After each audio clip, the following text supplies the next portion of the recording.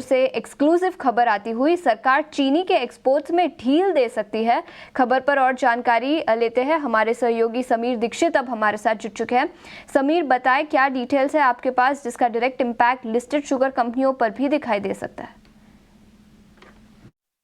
चीनी की मिठास चीनी कंपनियों के लिए आने वाले वक्त में बढ़ सकती है। ऐसा इसलिए क्योंकि सरकार बेहद गंभीरता से चीनी एक्सपोर्ट में आंशिक छूट देने पर विचार कर रही है। सूत्रों की माने तो सरकार का मत है कि फिलहाल चीनी को लेकर के स्थिति काफ़ी कंफर्टेबल बनी हुई है। जो शुगर प्रोडक्शन है वो भी काफ़ी बेहतर बना हुआ है।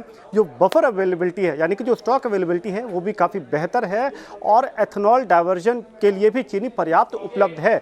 इन सब स्थिति को देखते हुए एक रूम बन पा रहा है, एक स्थिति बन पा रही है जहां पर चीनी के एक्सपोर्ट पे कुछ हद तक छूट दी जा सकती है। इस पर फिलहाल गंभीरता से विचार किया जा रहा है। माना ही जा रहा है कि जल्द ही इस पर कोई फैसला लिया जाएगा और अगर ये फैसला लिया जाता है तो ये चीनी कंपनियों के लिए एक बड़ी राहत या फिर पॉजिटिव खबर बन सकती है। यहाँ तक कि जो शुगर इंडस्ट्री है इस्मा, उसने भी इस बात को बताया है कि जो शुगर सीजन 2024-25 का रहने वाला है उसमें जो शुगर प्रोडक्शन एस्टिमेट है वो इस्मा के मुताबिक 333 LMT का रह सकता है। और अगर आप ethanol diversion, buffer stock availability, ये सब चीज़ों को फैक्टर इन अगर आप कर लेते हैं तब भी 10 से 20 LMT की शुगर रह जाती है जिसके एक्सपोर्ट के लिए मंजूरी सरकार की तरफ से मिल सकती है। तो कुल मिलाकर के शुगर इंडस्ट्री के लिए एक पॉजिटिव डेवलपमेंट होता हुआ जहाँ पे नजर आ रहा है। सरकार भी इसी दिशा में विचार कर रही है और अगर ये इस पर अंतिम मुहर लगती है तो ये शुगर इंडस्ट्री के लिए काफ़ी राहत की बात होगी। बिल्कुल, तो शुगर सेक्टर के लिए एक बड़ी खबर जिसके चलते स्टॉक्स में भी आज एक्शन दिखाई दे सकता है। शरद ने अभी एशियन पेंट्स के नतीजों की बात की थी, उस पर फोकस करेंगे और अपने टेक्निकल गेस्ट से भी राय ले लेंगे।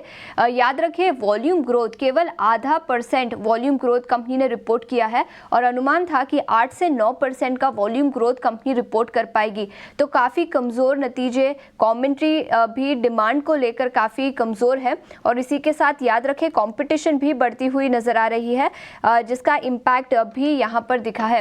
देवांग, आपसे पूछना चाहूंगी, एशियन पेंट्स स्टॉक में पिछले एक महीने में 10% की गिरावट ऑलरेडी दिखी है और अब कमजोर नतीजों के बाद शायद फिर एक बार गिरावट दिख सकती है। टेक्निकल्स पर क्या राय होगी? तो एशियन पेंट की बात करें, टेक्निकल्स में भी जो चार्ट स्ट्रक्चर है ट्रेंड नेगेटिव है, पॉसिबल है और फर्दर और करेक्शन देखने भी मिल सकता है।